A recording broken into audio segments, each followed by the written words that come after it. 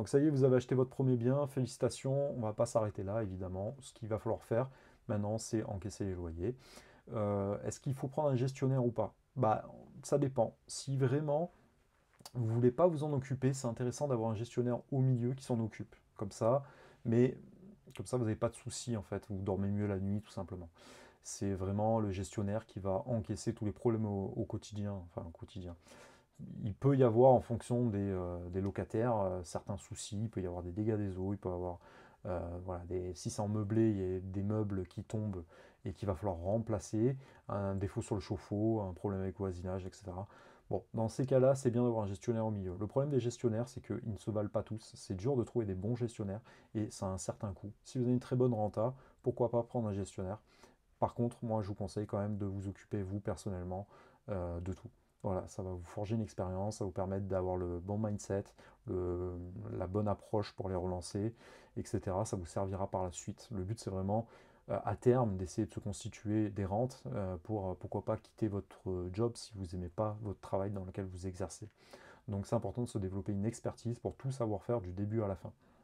Donc, pour ma part, je préfère qu'il n'y ait pas de gestionnaire, de faire des petits travaux en amont, histoire que le bien soit nickel et qu'il n'y ait rien à redire, comme ça vous êtes tranquille pour des années. Après, qu'est-ce qu'on fait? Bah, évidemment, on ne va pas s'arrêter là, on va se projeter sur la prochaine acquisition. Mettez-vous des objectifs. Moi, mon objectif, c'est d'acquérir au moins un bien par an, que ce soit même un parking, hein, mais peu importe. Moi, je veux passer chez le notaire une fois par an et d'avoir tout le temps des nouvelles acquisitions. Donc, dès que vous avez acheté votre bien, en général, votre rapport, pardon, il va partir dans les frais de notaire.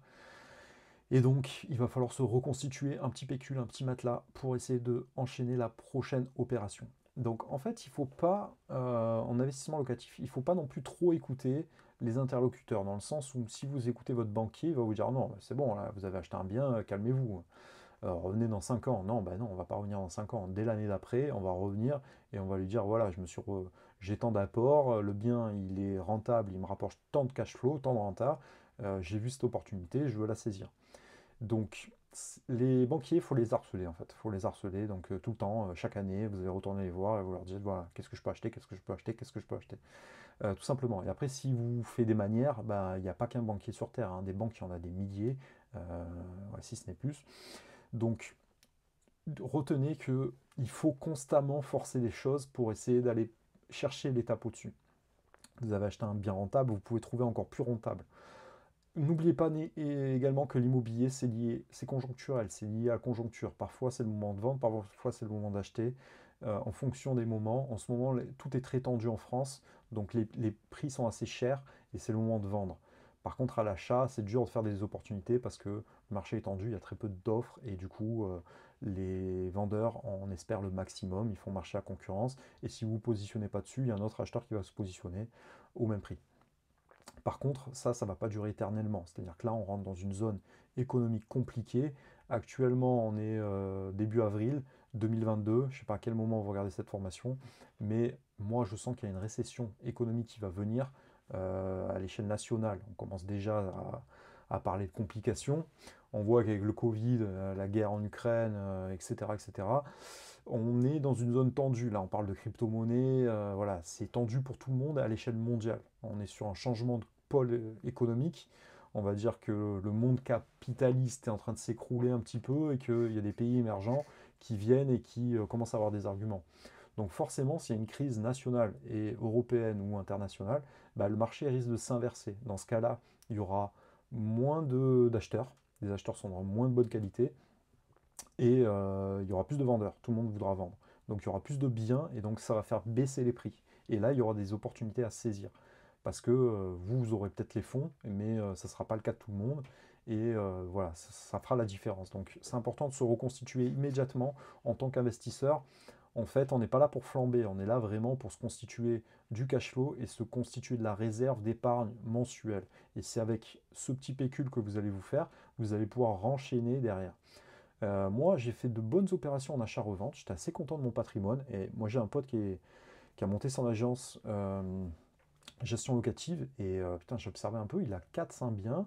Là, il est dans un immeuble. Il a presque racheté. Il lui manque un bien. Il a les 4-5 appartements de l'immeuble. Donc, franchement, lui, l'avantage, c'est il était salarié jusqu'à maintenant. Bon, là, il a monté son agence, mais en fait, c'est des revenus qui sont beaucoup plus stables. Tandis que moi, en tant qu'agent immobilier, ben, je suis payé à la commission, donc c'est quelque chose qui peut faire un petit peu peur. Donc c'est vrai que si vous avez une situation stable, c'est beaucoup mieux pour enchaîner en immobilier que l'achat-revente. Et en fait, c'est une personne qui est plus jeune que moi, mais qui se retrouve avec un patrimoine presque équivalent au mien. Mais voilà, c'est quelqu'un qui sait bien acheter, il fait des travaux, c'est son métier de faire ça, il enchaîne et chaque année, il va retourner voir sa banque. Donc moi, jusqu'à maintenant, j'avais tendance, vu que j'ai fait l'achat-revente, à me dire, voilà, j'aime pas les crédits, je veux pas de crédit, j'achète tout en cash. Mais c'est pas forcément la meilleure option, puisque bah, maintenant, en le fréquentant, je me suis aperçu que bah, voilà, l'investissement locatif aussi c'est cool, et le fait de servir d'effet de levier de la banque, il n'y a que dans l'immobilier que vous pouvez faire ça, hein, concrètement, hein. C'est le locataire qui paye votre crédit, donc c'est un effet de levier exceptionnel. Donc on va pas s'arrêter là, chaque année on va retourner en disant, voilà, j'enchaîne, j'enchaîne, j'enchaîne. Je vous ai parlé de l'exemple du frère de mon ami, ils ont 600 biens à deux associés, ben voilà, vous pouvez vous faire également un gros patrimoine, un gros portefeuille assez facilement. Il faut juste enchaîner et que chaque opération soit bonne. Si vous faites une mauvaise opération dès le début, ça va être très compliqué de monter chacune des marches parce que vous allez être bloqué. Et en gros, en fait, il y a deux achats immobiliers. Il y a l'achat immobilier qui te rapporte un cash flow tous les mois dans ta poche et l'achat immobilier qui te demande un effort tous les mois de ta poche. Si tu fais un effort tous les mois sur ton investissement, c'est un mauvais investissement et ça va réduire ta capacité d'endettement. À chaque investissement avec un effort, tu réduis ta capacité d'endettement et donc de financer des nouveaux biens.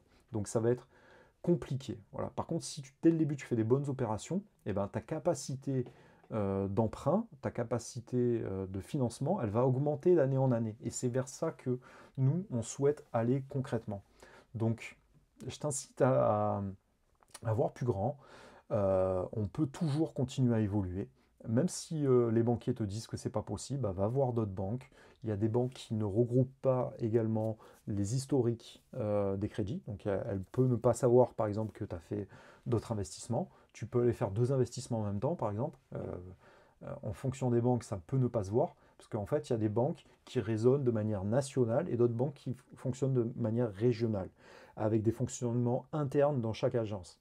Donc par exemple, en fonction, je sais pas, si tu vas dans le centre de la France, bah, tu peux trouver une petite banque qui te finance et qui n'a pas écho que dans ta ville à toi, tu as déjà fait deux trois investissements. Donc il ne faut pas rester arrêté sur les 35% d'endettement, ça c'est un petit peu pour le commun des mortels, mais nous, on souhaite avec cette formation se professionnaliser et devenir indépendant et s'autofinancer à chaque financement et avoir du cash flow qui augmente notre capacité financière et nous rente année après année, bien après bien, investissement après investissement. Donc je t'invite à ne pas rester là. Si tu es bloqué tout seul, tu peux t'investir avec d'autres personnes, monter des SCI, tu peux investir sous forme de société. Mais voilà, retiens que à chaque fois, tu peux quand même, une fois que tu es limité au max du max de ce que tu as fait, c'est-à-dire vraiment, tu as, je sais pas moi, 10 investissements et voilà, ça commence à devenir tendu, et ben, tu peux t'associer à d'autres personnes, tu peux ensuite monter des sociétés, et avec une société, tu repars sur un taux d'entêtement vierge, parce que c'est la société qui emprunte, c'est pas toi personnellement. Donc bien sûr, tu as des parts dedans, mais tu peux faire venir des actionnaires, tu peux faire venir d'autres personnes qui investissent, d'autres personnes qui peuvent se servir de tes compétences à toi que tu as pris dans ces formations, parce que tu es quelqu'un qui sait trouver des opportunités et trouver chaque fois du cash flow supplémentaire. Donc on va évoluer, évoluer, évoluer. Le but c'est de répéter maintenant. Tu as fait une bonne opération, c'est bien, il est loué. Allez, maintenant on va pas s'arrêter là. Dès le début, on se refait un pécule et directement on va aller venir rechercher de nouvelles opportunités pour les répéter. Plus tôt tu investis en tant qu'investisseur immobilier, plus tôt c'est intéressant et plus tôt tu as des capacités comme ça d'upgrader ta life, tu vois. Je vais mettre à parler anglais. Mais en gros, tu peux voilà, augmenter vraiment, améliorer ta vie très rapidement. Si tu te lances trop tard, à 40-50 ans, c'est beaucoup plus compliqué parce que on prête moins à une personne qui va se rapprocher de la retraite. Il faut investir très tôt, voilà, même si tu as 20 ans, etc. Trouve-toi un CDI, fais-toi un petit pécule, boum, premier investissement, et ensuite tu essaies année après année de répéter tout ça. Dès que tu es bloqué, tu te tournes vers les sociétés, tu montes des SCI avec des associés ou tu montes des sociétés pures pour l'investissement. Voilà, le but c'est vraiment d'acheter jusqu'à se mettre à la limite du LNMP, parce que fiscalement, c'est ce qui est le plus intéressant. Tu n'es pas surtaxé là-dessus, donc c'est intéressant. Après, tu peux faire également des investissements en location courte durée également. Tu peux le mettre ça avec un gestionnaire, ça va te rapporter un petit peu plus que ce que tu pourras obtenir en location meublée traditionnelle. Mais voilà, le but c'est vraiment de faire sauter tous les plafonds et de faire en sorte de s'ouvrir tout le champ des possibles pour essayer de répéter jusqu'à atteindre ce fameux Graal du fait d'être rentable, d'être entier, rentable évidemment, mais être entier, et d'atteindre l'indépendance financière jusqu'à, je sais pas moi, aller travailler au Mexique ou en Thaïlande ou à Dubaï et aller se dorer la pilule et monter d'autres business. Hein. Après, voilà, faut pas s'arrêter, il faut monter d'autres business ailleurs pour avoir de nouvelles sources de revenus. Et une fois que tu crées des nouvelles sources de revenus, tu as des nouvelles capacités d'endettement que tu peux mettre en fonds propres, que tu peux mettre sous forme de société, que tu peux mettre sous forme de SCI, etc., etc., etc. Donc voilà, je t'invite à viser plus haut et à répéter encore une fois le processus, tout simplement. Donc une fois que tout ça a été très clair, je t'invite à passer à la prochaine vidéo.